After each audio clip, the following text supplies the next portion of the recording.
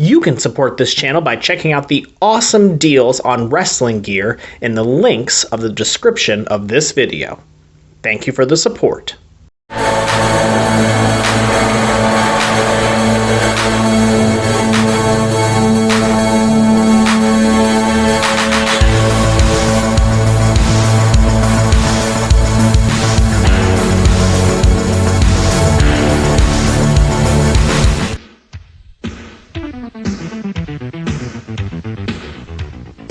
Hey, what's up, guys? Thank you so much for tuning in to the Fair Fight Wrestling Podcast. Today, we are going to be diving into our poll on a poll.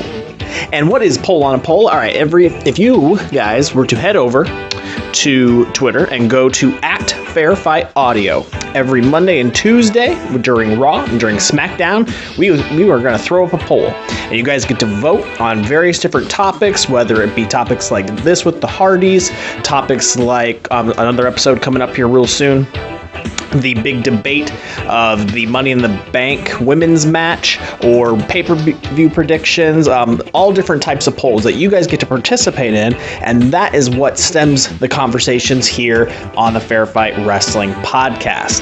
So thank you guys again so much for tuning in. This most recent poll that we threw up was about the Hardyz. Still very topical. Obviously, that conversation has not yet left the table about whether or not the Hardys are going to be able to use the broken gimmick in the WWE. But that poses the big question is that crucial for them to have in order to be successful in the WWE? Were we more excited about them coming back because of the potential of them having this gimmick? So let's dive into the poll real quick.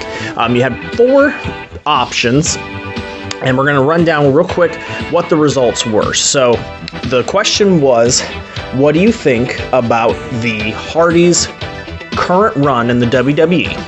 44% of you said that it is not working without a gimmick. 44% of you said it was a great retro feel. 6% of you said that they don't need a gimmick to be successful. And 6% of you said they should be split up as singles.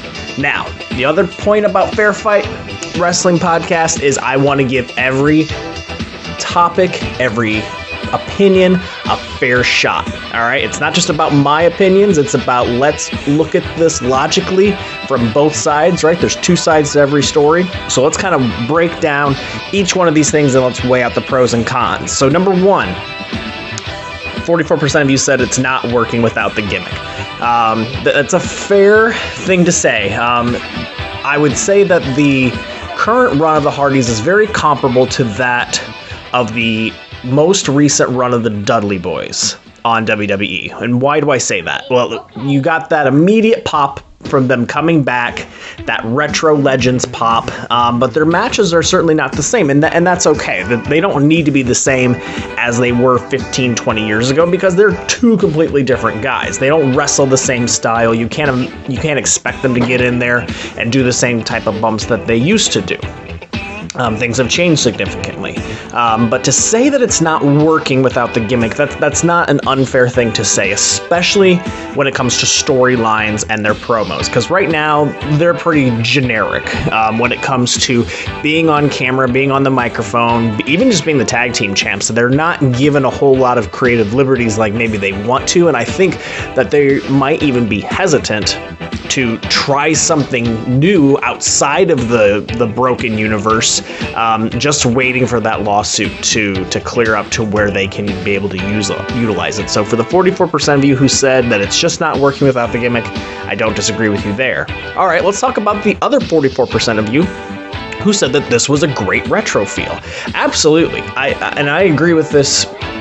I also agree with this for the reason being that when they came back at WrestleMania, they didn't come back as a broken gimmick. They came back as the Hardys with that old music, and everybody went nuts for it. I don't want them to go away. You know, if you gave me the option of, all right, you get the broken Hardys or no Hardys at all, you know, that would be a really tough call to say. If you told me you get the retro Hardys or no Hardys at all, it's a really tough call to say too. I would say, like, if I was given the option of you get either the retro Hardys or nothing, I'll take the retro Hardys. The tag team division is pretty thin, especially since the brand split, and so I think it's really important for them to be on the show in any capacity.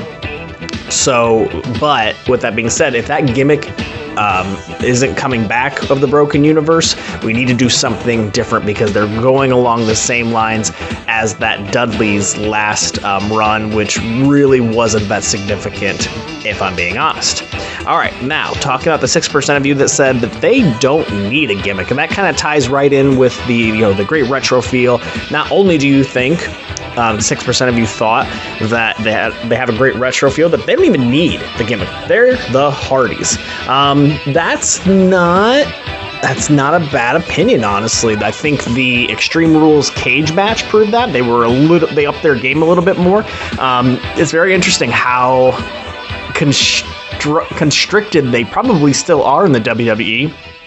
Because you look at some of their matches on Raw versus, say, the matches that they had with the Young Bucks, and they tore the house down with the Young Bucks because I don't think they had any type of in-ring restrictions like they do in the WWE. So, with that being said, though, they are the Hardys.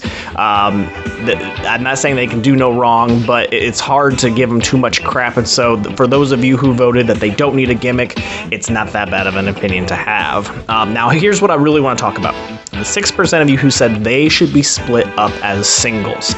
There's pros and cons to that. As I just said, the tag team division since the brand split has been pretty thin on each brand, especially now that Enzo and Cass are split up as singles. You have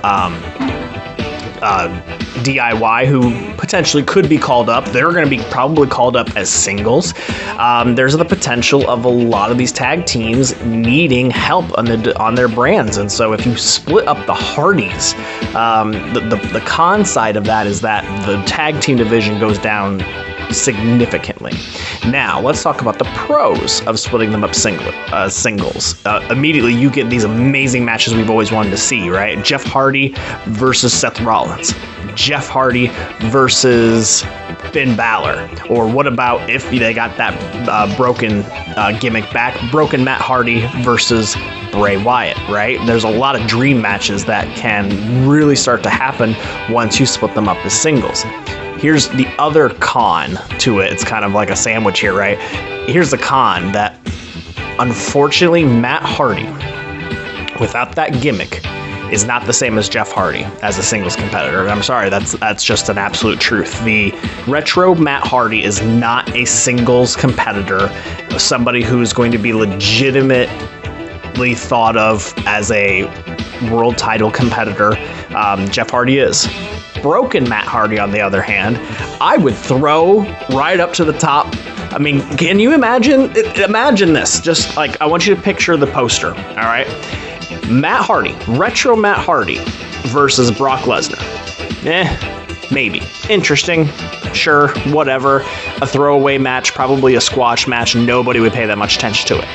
Now I want you to think of that exact same poster, and it says broken Matt Hardy versus Brock Lesnar. Automatically, it throws it through the roof. And you think about the promos between Broken Matt and Paul Heyman, and just the vast contrast between the two of them would be amazing. So, although it'd be great to split these guys up as singles, I think for Matt, he has to have that gimmick in order to be as successful as he possibly can, without just going by the old Matt Hardy 2.0 version that really didn't get him anywhere. So there's lots of pros and cons for everything. I'm very excited to see what's next for these guys. Ultimately, I'm glad to have them back. Whether I'm watching them on Ring of Honor, whether I'm watching them on WWE, I think that they're going to make a big splash even this late in their career. So, guys, I want to thank you so much for joining me today. I want you to let me know what you think. I want you to leave a couple comments in this. You can follow us right here on this YouTube channel. Please, again, follow us at Twitter at Fairfight Audio. We're also on Facebook. Give us a like, hit that subscribe button if you would be so kind, and if you think that this would be a great channel for you to follow, because we want to make sure that we get your opinions thrown into into this. I don't want it to be just about me. Thank you guys again so much, and I'll chat again soon.